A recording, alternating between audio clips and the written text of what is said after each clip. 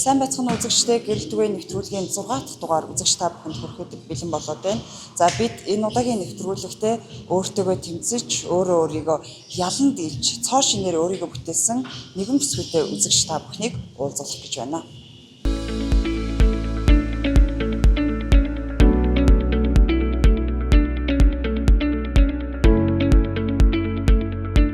За намайг Лавчлууны 80 цэцэг гэдэг. Би одоо 37 настай 4 хүүхдээ ээж хүн байна. Би эхнийхээ 2 дээр бол гайгүй. Тэгээд 3 дахь хүүхэд маань 22 онд төрөөд тэгээд 3 дахь хүүхэд дээрээ бас гайгүй. 4 дахь дээрээ болохоор нэлээд жин нэмсэн. Тэгээд 4 дахь дээрээ би чинь 76 кг болоод тэгээд хоол гэртээ яг жоохон хоолтой засч массан болоод ингээл хүүхэд томор хаясаар тэгээд би өөрөө бас эрүүл мэндийн асуудалтай байсан 9 сард. Тэгээ хагалгаа орчоод ирээд нөгөө жин нэмж болохгүй гэдэг эмч маань зөвлөсөн. Тэгээ би одоо жин нэмэхгүй ямар арга хайх вэ гэд. Тэгээ үсчин найз дээр очоод зөвлөгөө аваад тэгээ манай тэр найз чи ямар ч байсан энэ манай дээр нэг фитнес байгаа чи тэгээд энэ фитнест яваад үзэхгүй юу гэд. Тэгээ би тэр фитнест ирэхдээ анх 71 жилд ирсэн. Өдөрт ер нь хэдэн цагийг энэ фитнес дээр өнгөрөөж байна? Фитнест 2 цагийг ер нь өөртөө яг зорилго болгоод явж байгаа фитнес. Намхан хүн чинь би ч одоо 156-гийн өндөртэй хүн чинь 70 гараа явчихарч айгүй бас хэцүү өөртөө ингээ хувц юмсэн ч зоохгүй. Тэгээд ингээ сэтгэл гутрал орох маягийн тиймэрхүү болчихж байгаа байхгүй. Тэгээд зэрэг ер нь фитнесээр хичээллийгээл ер нь зориул хичээлсэн дээ. Фитнесээр хичээллэхээс өмнөх 80 цэцэг, одоо фитнесээр хичээллэж эхэлсэн 80 цэцэг хоёрыг харьцуулахад ер нь ямар вэ?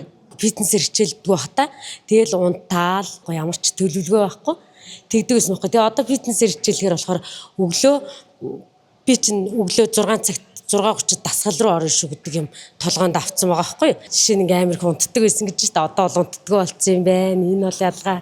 Тэгээд жин ихтэй байсан. Одоо жин маань багассан 76 хилтэй 70 хилээс дээш байсан. Одоо бол дөнгөж 50 эдийн хилтэй хэрч бас аягүй гоё байгаа байхгүй. Хүний сэтгэл зүйд бас их өөрчлөлт орж байгаа байна. Сэтгэл аягүй гутралтай байсан. Тэгээд нөгөө одоо ингээд дэлгүүр хашаагаар орохор чинь хувц бас ингээд гоё хувц юмсч үзгээл тэгэхээр санаа зовоол тий.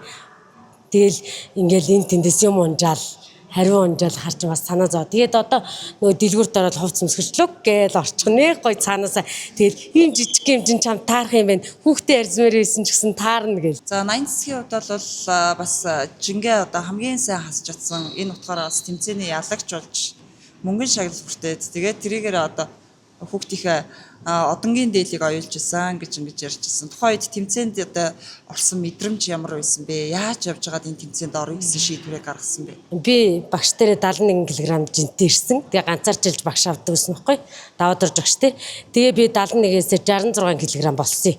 Тэгээ 66 кг болсон чинь багш надад санал тавихгүй юу? Мустанг фитнес ингээд уралдаан болох чинь нөө ховдод айгүй шагналын өндөр шагналтай 10 саяын шагналын сантаа байна.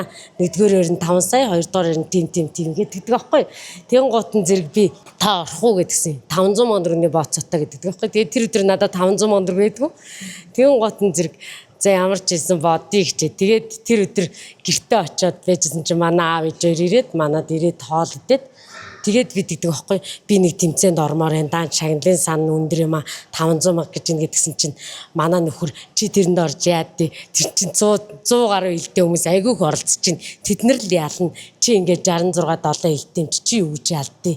Өсто димээ тийш мөнгө барж тэрний оронд тэр фитнесийнхаа төлбөр өгөхгүй тэр 500 мянгаар гэдэг байхгүй. Тэгсэн чинь манай ээж хоёр болохоор юу яриад байгаа ор шууд ор битээр тэтгэврийн зээл авцсан одоо ингээм имчилгээнд явах чинь 500 сая төгрөг битээрээс зээлээд авчих. Тэгээд 600 сая төгрөг авах битээрээс гэдэг байхгүй 100 сая хоол хүнснийхээ амаа гээд тэгээ би ээжээрээс 600 сая төгрөг аваад 500 саягаар шууд бооцоондоо өгөөд тэгээд 52 хүн оролцсон. Тэгээд 52 хүн оролцоо. Тэгээ би бас өөрийгөө ялна гэж нэг ихтгэлтэй бас байгаагүй. Гэхдээ яг хичээсэн.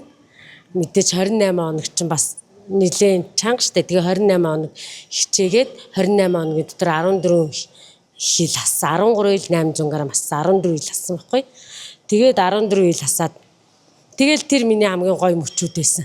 Тэгэл 3 дугаар байр, 2 дугаар байрын шагналд удаал, 1-р 80 цэцэг гэлтсэн чи айгүй гоё санагдаад бүр ингээс Тэгээд нөгөө манай нөхөр намайг чи сэтгэл хөдлөл өндөртэй юм чи тэгээд нэгдүгээрээр зарлангууд хүү яа гэ юм үзээгүй юм шиг орилж чарлаа. Гэт амир загч явуулсан.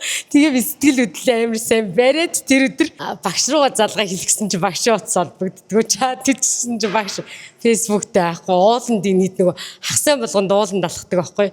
Тэр өдөр хагсаа өдөр байсан. Тэгсэн чи нөгөө фитнесээрээ бүгд ууланд алхаа явцсан. Тэгээд нөгөө намайг манай ихч мэгч нөхөр чи чадахгүй 66 илтэй хүн тий хэдий ил болох юм тий 100 гаруй илтэй хүн зөндөө оролцож байгаа юм чи хотлаа гэсэн чи тэгээ шууд нэгдүгээрээр 5 сая гэлсэн чи би нөгөө 5 сая авсан бүр амар гоё сэтгэл амар гоё юм чи нөгөө гэртээ ажилгүй сууж байгаад гинт нэг 500 мянган төгрөгийн бооцон тавил ингээл орчоо шууд нөгөө 5 сая авчирч бас амар гоё. Тэг хүмүүс зарим нь амар аацтай хүн чи 5 саяг авсан юу ийсэн тэр үгээрээ гэлтэгдэг байхгүй. Тэг тэр чинь амар хичээл зүтгэл цаанаас орж байгаа байхгүй. Би чи өдөр өглөө бэлтгэлээ хийн орой бэлтгэлээ хийн багшийнхаа заавраар хооллон тэгээ яг усаа тэдэн литр уугсан бол литрлж тавьж байгаа дуун тэр дунд чи хүүхдийн төрсөн өдөр болж байгаа. Наануу цаануу дайк мэк авах асуудал гарч байгаа. Амар их асуудал гарч байгаа. Тэгэл твчээл юм мэдэхгүй ингээд бүрийгээл яг багшийн заавраар хоолсон. Тэгээд 20 даваа дор жагшийн заавраар хооллоод 28 хоногийн дотор 14 ил ассан. Тэгээ нэгдүгээр шагналыг 5 сая төгрөг аваад 5 сая төгрөгөө авчгаад одонгийнхаа дээл бас хийлгэсэн гэж байгаа. 6 сарын 1 болгочихсон болохоор бас одонгийн дээл оюулаагүйсэн. Тэгэл хүмүүс одонгийнхаа дээл оюулж гинэ, одонгийнхаа дээл оюулсан уу гэдэг оюулаагүй. Тэгээ би тэр 5 сая төгрөгөөр одонгийнхаа дээл авчаад одонгоо авахтаа бүр үнэхээр их баярлж ирсэн. Өөрийнхөө хүч хөдөлмөрөөр айгуу гоё дээл аваад тэгээ дээрээс нь би 76 илтэй яжгаад те 70 гаруй килограмм жинтэй яжгаад 51 килограмм жинтэй 52 килограмм жинтэй одонгоо зүүж байгаа 4 өг төрүүлсэн гэдэг хэр өөрөөр амар бахархсан тухай дээ.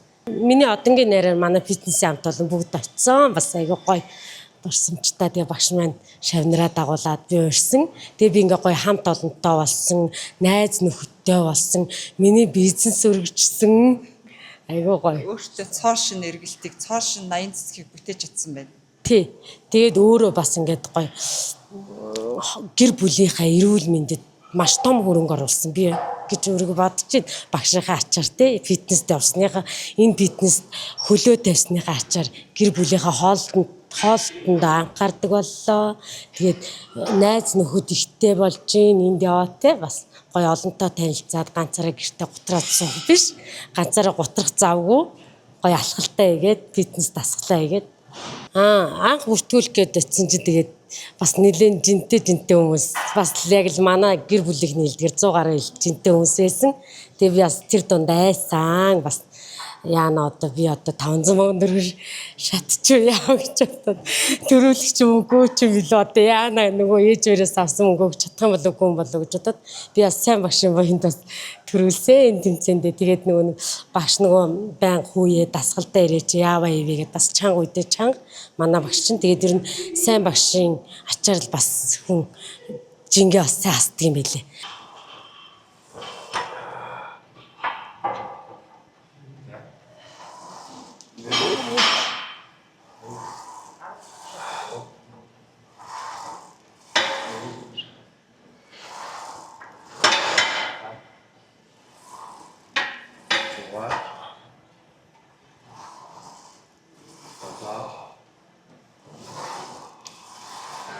Багшаа хоёр хамтдаа бэлтгэл хийж явах тэр эхэлж байх үе. За тэгээд дуусаад тэмцээндээ ороод амжилт үзүүлчихсэн тэр сайхан үеэ эргэн төрсөхгүй юу? Ингээд дасгал хийхээр хөөрхөн дондогноод унчих гад хожид шиг унчих гад тийм хөөрхөн бондгор хөөх иржсэн. Тэгээд өөрөө маш их тийм дайчин мөсгөө байсан байхгүй. Тэгээ би бас бодож исэн. Анх нөгөө дотлын Мустанг фитнесээс ингээд жин асах тэмцээн оролдоон зохиогч байна гэдгийг би анх харчаад нэг хүн бэлдээ гэж би бодсон байхгүй. За хамгийн тууштай нэг шавьгаа бэлдээ гэж бодоод би 80 агчд хэлж ийсэн анх. Энд ингээд ороод үзгүй баялаа. Тэгээд ороод амжилттай ороод төрүүлсэн. Бэлтгэл хийж явах хугацаанд ер нь багшаа хоёртаас хөгжилтэй болоод бэрхшээлтэй олон асуудлууд тулгарч ирсэн баг та. Тийм. Хөгжилтэй асуудлууд гэвэл маа хүн ч тэмцээн нэлээд нэлээх ядарсан байх та ирээд унтцсан байж идэгсэн хувцас хөрөнд орж унтцсан. Би байхгүйг нь байгаагийг мэдэхгүй аль хэзээ ирээд унтж байгаа басаад ирлээ гэсэн гарч тэгээ бэлтгэлээ хийдгээсэн. Тэгэд их амар их шургуу дайчин штэ. Нэгд багш хоёрын одоо нандин холбоотой боллоо. Цаашид олон уралдаан тэмцээнүүдэд бас бэлтэж байгаа байх. Багш хоёрын бас холын мөрөөдөл зорилго ер нь юу байгаа вэ? Тэг ер нь тэгээд тууштай байл тэгээд олон тэмцээнд арандаа л гэж бодож байгаа штэ. Анх би чи их залах уу фитнес дээр унтчихдаг байсан байхгүй. Гоц дэсэл унтчихна. Нөгөө хүүхдүүдийн шууган дэж чад ирсэн юм чи яатраад хувцсны өрөөнд ороод унтчихдаг. Тэгэл нөгөө фит пад гэл юм нөгөө хөрөм зургаал ай май асгаарс би сэрдэг.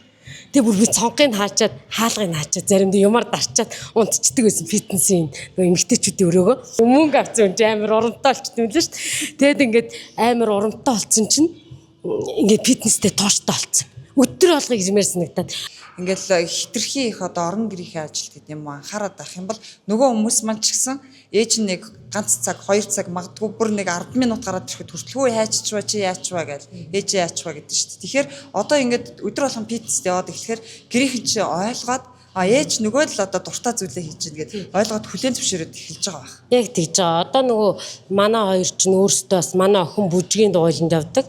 Хүмүүс сагсны секцэнд явдаг. Тэгээд өөрсдөө ингээд цагаа зохицуулаад хөөрхөн хоёр том нь ингээд хоёр багыгаа хараад ээлжлээд сөөлжлөө дүүнэрээ аваад те ээж одоо та хэдэн цаг дасгалд явах вүлээ би хийдгэж очих вүлээ гэд ингээд ингээ байнгын тийм яг юунд гормонд орцсон. Одоо л та дасгалдаа хэдэн цагт явах уу гэж бүр асуудаг. Дасгалын чинь цаг болж гинөө гэж асуудаг. Угаасаа энэ хүү явах хэвээр явдаг гэд ингээд суулгаад өгсөн байгаа байхгүй. Тэгээд өөрийгөө би одоо ингээд хайрлж ил гэсэн үг юм бэл. Олон хүүхдтэй юм чинь гэдэг бол шалтгаан юм бэлээ. Өөртөө ингээд яаж игээл цаг зав гаргаад хүн болгоё бүтээ гэдэг нь болно бүтэх юм бэлээ. Мэдээж ээжийн хувьд бол сайн ээж, ханы хувьд сайн хань байсан ч гэсэн төдийлөн өөрийгөө ялж чадаагүй сэтгэл гутралтай тий их ганцаарлагдмал байдалтай. Тэгээ өөртөө итгэлгүй одоо нэг үгээр хэлбэл зөвхөн одоо гэр бүлийнхээ ажилд өөрийнхөө цаг завыг зарцуулдаг хамт олонгүй тий найз нөхөд цөөхөн ийм л байсан байх. Ийм байсан байна гэж би харж байна. Тэглгүй яах вэ? Хоёр хүүхэд чинь нөө жил дараалал төрсөн. Тэгээ өөртөө ямар ч цаг зав өгөхгүй. Тэгээд за яах вэ? Нөхрийг ирэхээс өмнө гэрээ цэвэрлэжээ. Нөхрийг ирэхээс өмнө урд нь амттайхан хоол бариад өгчээ. За нөхөр маань ажил хийж ирж байгаа шүүгээд нөхөртөө хит анхаарад хит хүүхдүүдтэй анхаараадсэн чинь өөрийгөө хаяад өөрөө жингийлүүдэлтэй болсон. Өөрөө тэгээд тийм уур уцаартай болсон байсан байгаа байхгүй би. Тэгээд юмыг дандаа сүргээр хардаг. Нөхрийгөө явлаа. Одоо энэ яана ингэж байгаа болоо тэгж байгаа болоо өөр эмэгтэй өлөө харж байгаа болоо. Оо энэ эмэгтэй өнөө энэ ямар гоё юм бэ? Би ийм болчих юмсан. Гэхдээ би ийм болохгүй л дээ гэл ингээл дандаа нэг тийм сүргээр өөрийгөө бодоод л тэгдэг байсан. Тэгээ мэдээч хоёр хүүхэд нялх байхад жил дараалал төрсэн. Тэгээд өөртөө цаг зав гаргаж чаддаггүй чадхал байсан байлээ би тухайн үедээ. Тэгээ өөрөө нөгөө би гаргаж чадаагүй байгаа байхгүй тэр цаг завыг тухайн үедээ өөрөө гаргаж чадаагүй. Бас их сайн хань. Аргагүй шүү дээ. Одоо ингээд 4 хүүхдийн төрүүлсэн.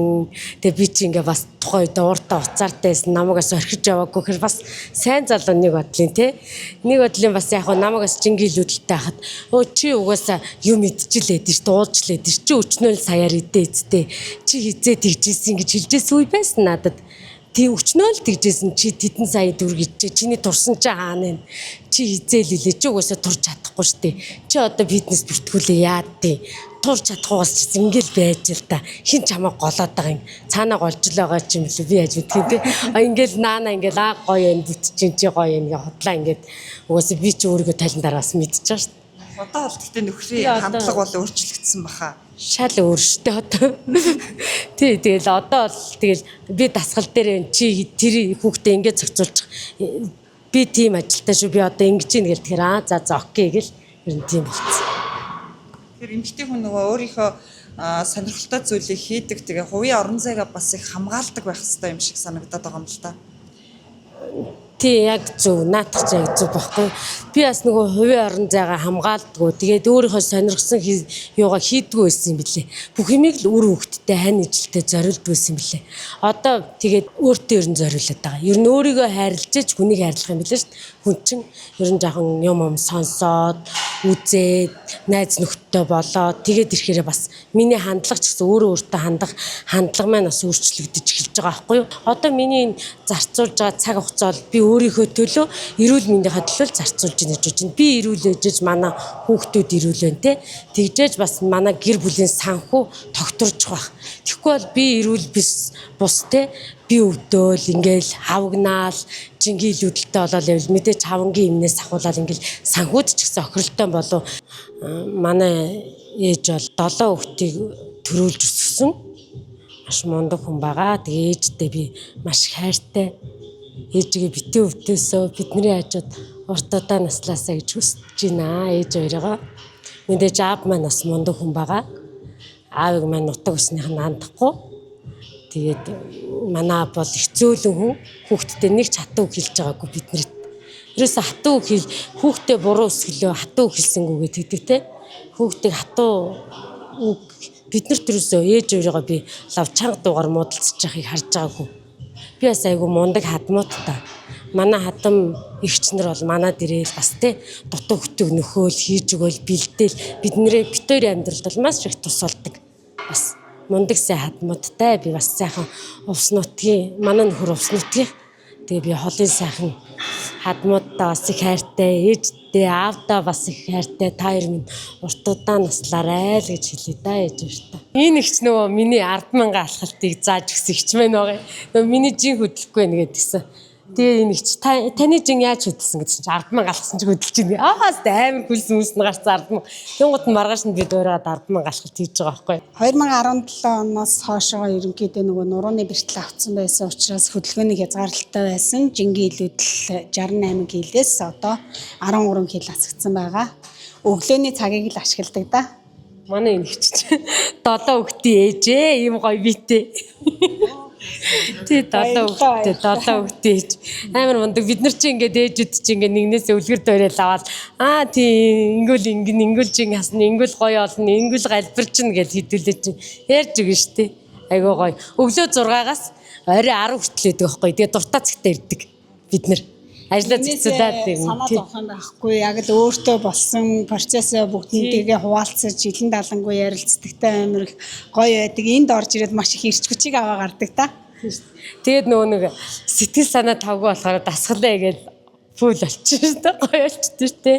Фитнест явах боломж олгож байгаа үр хүүхдүүдтэй, аав ээжтэй, бас сайн ээжтэй маш их баярлалаа. Тэгээд манай нөхөр бас хуваараа тавилга үйлдвэр ажилладаг. Тэгээд бас завгүй өглөөнөөс арай олтол би бас эрүүл олохыг нөхрийгөө хичээж байгаа. Тэгээд намаа ингээ ойлгоод дэмжиж байгаад маш их баярлалаа. Бас багшигаа ингээд намайг ийм гоё битээ олгож өөртөө итгэлтэй болгож өгсөн. Бас багштай би маш их талархаж баярлж байна. Мэдээж би энэ фитнесийн хаалгаар орж ирээгүй. Одоо бас жинтэй, өндөр жинтэй, өөртөө итгэлгүй тийм байх байсан. Фитнест явж чадахгүй байгаа эмэгтэйчүүдэд зүгээр л энэ хаалгаар ороод ир. Тэгээ гоё зориглол ороод ир пүүзээ аваал те. Гэрээсээ пүүзээ аваад үргэвчээ өрөөл 1 литр ямар ч хамаагүй савнд те усыг л гараад ир. Тэгэл тэрийгээ яг нэг өдөр хичээлээд үзэхгүй юу те энэ ч нөгөө өдрөөр нь явдаг бас төлбөртэй байт юм билээ. Тэгээд нэг өдрөөр нь хичээлээд үзэлтэй. Өөрийгөө чөлөөлөд нэг гараад үзэлтэй те нэг алхам игээд тэр чинь өөртөө зориулж байгаа маш том хөрөнгө оруулалт гэж би хэлмээр байна.